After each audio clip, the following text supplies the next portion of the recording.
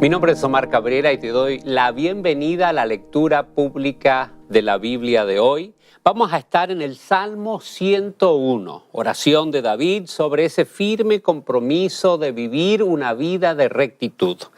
También iremos a 1 Samuel, capítulos 24 y 25, donde David perdona la vida de Saúl, donde Samuel es llamado a la presencia del Señor. También vamos a leer de Nabal, que hace enojar al rey David. Abigail intercede por él y termina el relato con el casamiento de David y Abigail. Terminaremos la lectura de hoy en el capítulo 12 del libro de los Hechos, donde relata el asesinato de Santiago, el encarcelamiento y la liberación de Pedro y cómo escapa Pedro milagrosamente de la cárcel. Y por último, también leeremos de la muerte de Herodes Agripa. Que el día de hoy la palabra de Dios cobre vida en tu corazón y seas iluminado en tu entendimiento. El libro de Salmos, capítulo 101. Cantaré de tu amor y de tu justicia, oh Señor. Te alabaré con canciones. Tendré cuidado de llevar una vida intachable. ¿Cuándo vendrás a ayudarme? Viviré con integridad en mi propio hogar. Me negaré a mirar cualquier cosa vil o vulgar. Detesto a los que actúan de manera deshonesta. No tendré nada que ver con ellos. Rechazaré las ideas perversas y me mantendré alejado de toda clase de mal. No toleraré a los que calumnian a sus vecinos. No soportaré la presunción ni el orgullo.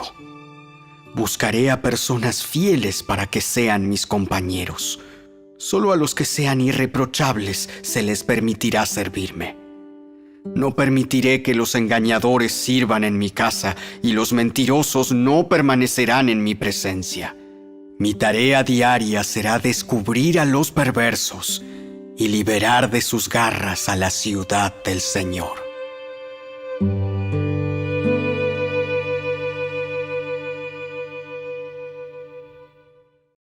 El primer libro de Samuel, capítulo 24. Después de que Saúl regresó de pelear contra los filisteos, se le informó que David se había ido al desierto de En-Gadi. Entonces Saúl escogió a 3,000 soldados selectos de todo Israel y fue en busca de David y de sus hombres cerca de los peñascos de las cabras salvajes. En el lugar donde el camino pasaba por algunos rediles, Saúl entró en una cueva para hacer sus necesidades. Pero resultó que David y sus hombres estaban escondidos más adentro de esa misma cueva. Ahora es tu oportunidad. Hoy el Señor te dice, te aseguro que pondré a tu enemigo en tu poder para que hagas con él lo que desees. Entonces David se le acercó sigilosamente y cortó un pedazo del borde del manto de Saúl. Pero comenzó a remorderle la conciencia por haber cortado el manto de Saúl. Y les dijo a sus hombres: Que el Señor me libre de hacerle tal cosa a mi señor el rey. No debo atacar al ungido del Señor, porque el Señor mismo lo ha elegido. Entonces David contuvo a sus hombres y no les permitió que mataran a Saúl. Después de que Saúl saliera de la cueva para seguir su camino, David salió y le gritó: ¡Mi señor el rey! Cuando Saúl miró hacia atrás, David se inclinó hasta el suelo delante de él y le gritó a Saúl: ¿Por qué le hace caso a la gente que dice que quiero hacerle daño? Este mismo día puede ver con sus propios ojos que no es verdad. Pues el Señor lo puso a mi merced allí en la cueva, y algunos de mis hombres me dijeron que lo matara, pero yo le perdoné la vida. Pues dije, nunca le haré daño al rey. Él es el ungido del Señor. Mire, padre mío, lo que tengo en mi mano. Es un pedazo del borde de su manto. Yo lo corté, pero no lo maté. Esto prueba que no intento hacerle daño y que no he pecado contra usted, aun cuando usted me ha estado persiguiendo para matarme. Que el Señor juzgue entre nosotros. Tal vez el Señor lo castigue por lo que intenta hacer, pero yo nunca le haré daño. Como dice el antiguo proverbio, de la gente malvada provienen las malas acciones. Así que puede estar seguro de que nunca le haré daño. De todas formas, ¿a quién trata de atrapar el rey de Israel? ¿Debería pasar tiempo persiguiendo a alguien que no vale más que un perro muerto o una sola pulga? Por lo tanto, que el Señor juzgue quién de nosotros tiene la razón y que castigue al culpable. Él es mi defensor y me rescatará de su poder. Cuando David terminó de hablar, Saúl le respondió: ¿Realmente eres tú, David, hijo mío? Enseguida comenzó a llorar y le dijo a David: Eres mejor persona que yo, porque has devuelto bien por mal. Es cierto, has sido increíblemente bondadoso conmigo hoy. Porque cuando el Señor me puso en un lugar donde pudiste haberme matado, no lo hiciste.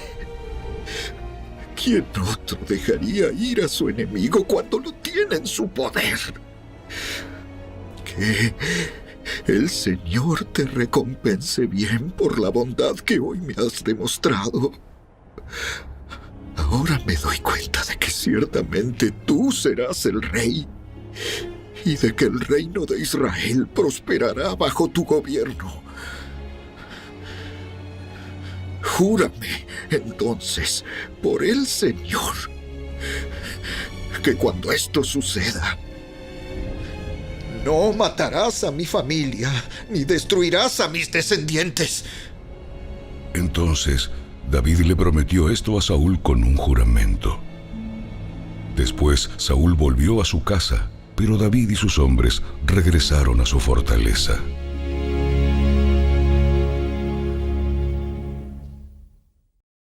El primer libro de Samuel, capítulo 25. Murió Samuel, y todo Israel se reunió para su funeral. Lo enterraron en su casa en Ramá.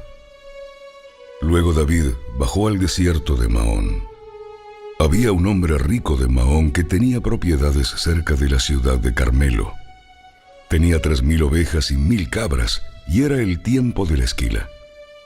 Este hombre se llamaba Nabal, y su esposa Abigail era una mujer sensata y hermosa. Pero Nabal, descendiente de Caleb, era grosero y mezquino en todos sus asuntos. Cuando David se enteró de que Nabal esquilaba sus ovejas, envió a 10 de sus hombres jóvenes a Carmelo con el siguiente mensaje para Nabal: Paz y prosperidad para ti, para tu familia y para todo lo que posees. Me dicen que es el tiempo de la esquila. Mientras tus pastores estuvieron entre nosotros cerca de Carmelo, nunca les hicimos daño y nunca se les robó nada. Pregunta a tus propios hombres y te dirán que es cierto.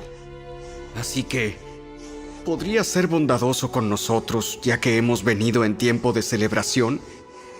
Por favor, comparte con nosotros y con tu amigo David las provisiones que tengas a la mano. Los hombres le dieron este mensaje a Nabal en nombre de David y esperaron la respuesta. ¿Quién es ese tipo, David? ¿Quién se cree que es este hijo de Isaí? En estos días hay muchos siervos que se escapan de sus amos.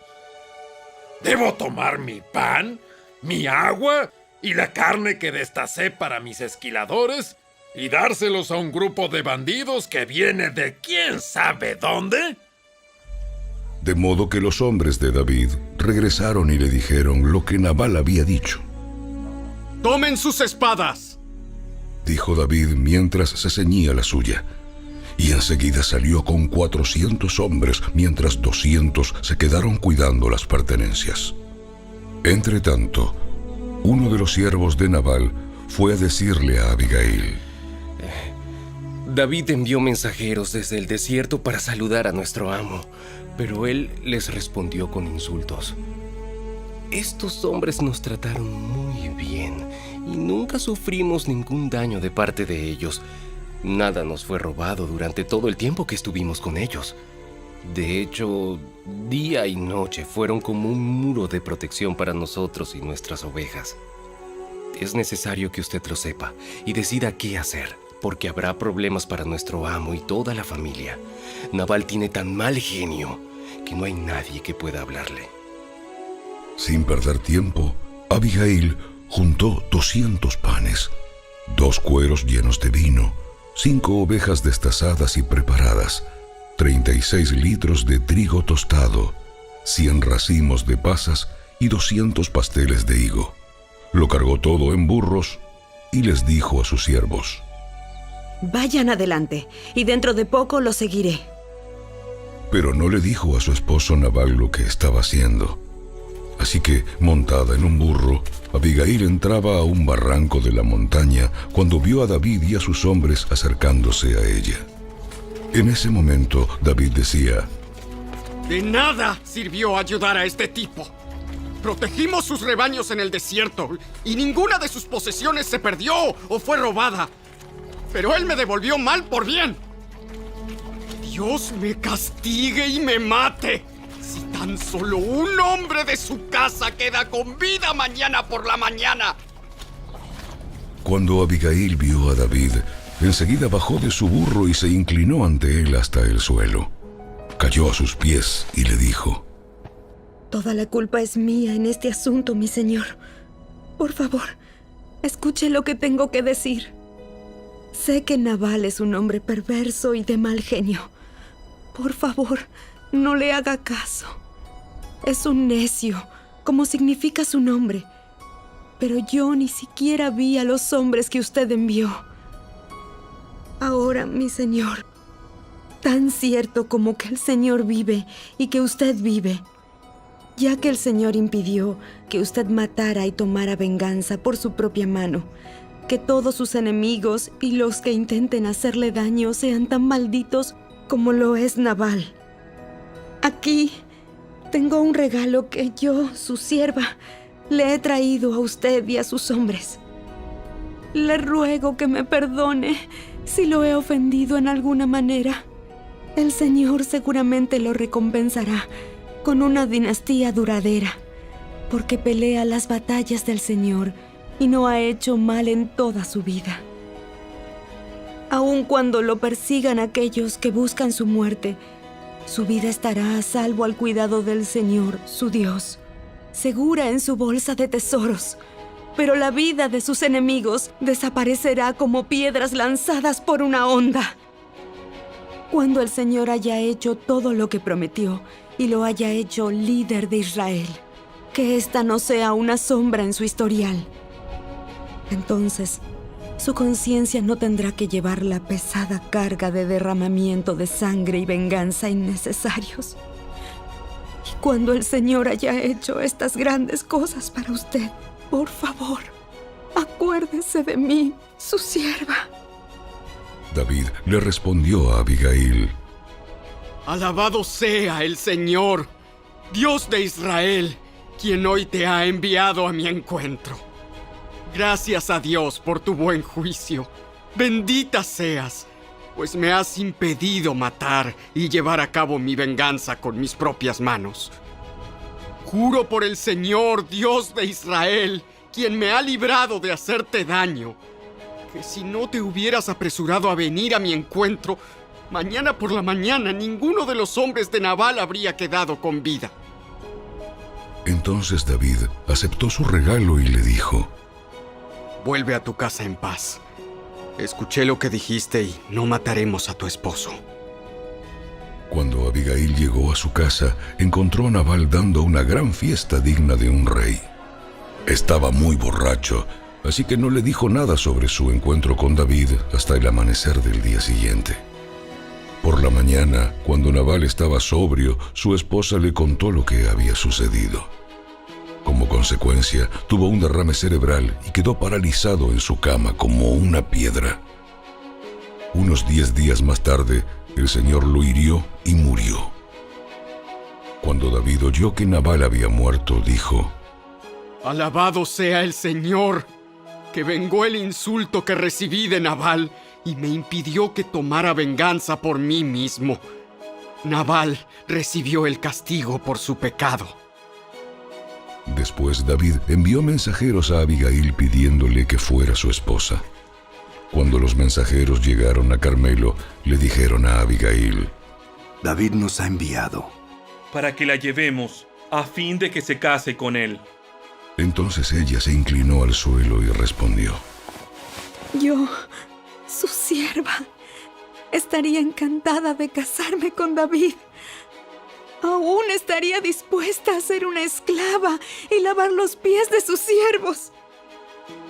Así que enseguida se preparó, llevó a 5 de sus siervas como asistentes, se montó en su burro y fue con los mensajeros de David, y se convirtió en su esposa.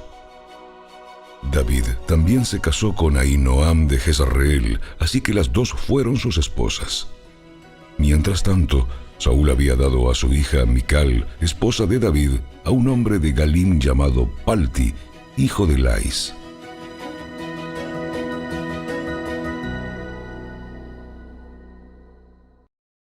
Los Hechos de los Apóstoles, capítulo 12. Por ese tiempo, el rey Herodes Agripa comenzó a perseguir a algunos creyentes de la iglesia. Mandó matar a espada al apóstol Santiago, hermano de Juan. Cuando Herodes vio cuánto esto le agradó al pueblo judío, también arrestó a Pedro. Eso sucedió durante la celebración de la Pascua. Después lo metió en la cárcel y lo puso bajo la vigilancia de 4 escuadrones de 4 soldados cada uno. Herodes tenía pensado llevar a Pedro a juicio público después de la Pascua. Pero mientras Pedro estaba en la cárcel, la iglesia oraba fervientemente por él. La noche antes de ser sometido a juicio, Pedro dormía sujetado con 2 cadenas entre 2 soldados. Otros hacían guardia junto a la puerta de la prisión. De repente, una luz intensa iluminó la celda y un ángel del Señor se puso frente a Pedro. El ángel lo golpeó en el costado para despertarlo y le dijo: «Rápido, levántate». Y las cadenas cayeron de sus muñecas. Después, el ángel le dijo: «Vístete y ponte tus sandalias».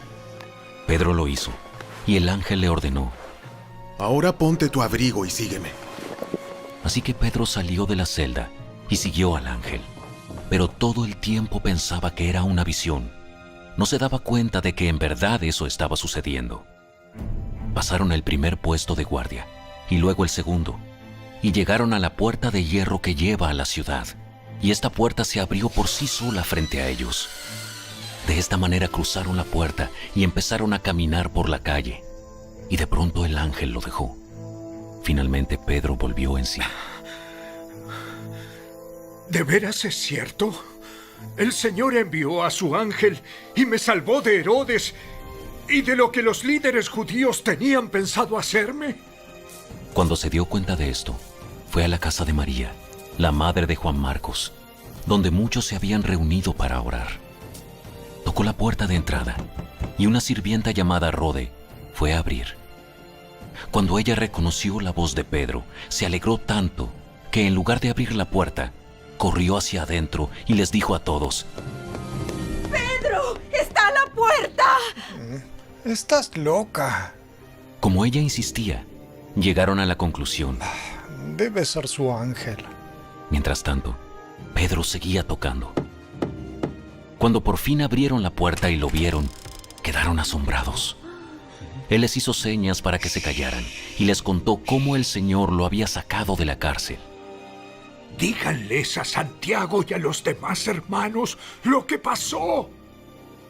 Y después se fue a otro lugar. Al amanecer, hubo un gran alboroto entre los soldados por lo que había sucedido con Pedro. Herodes Agripa ordenó que se hiciera una búsqueda exhaustiva para encontrar a Pedro.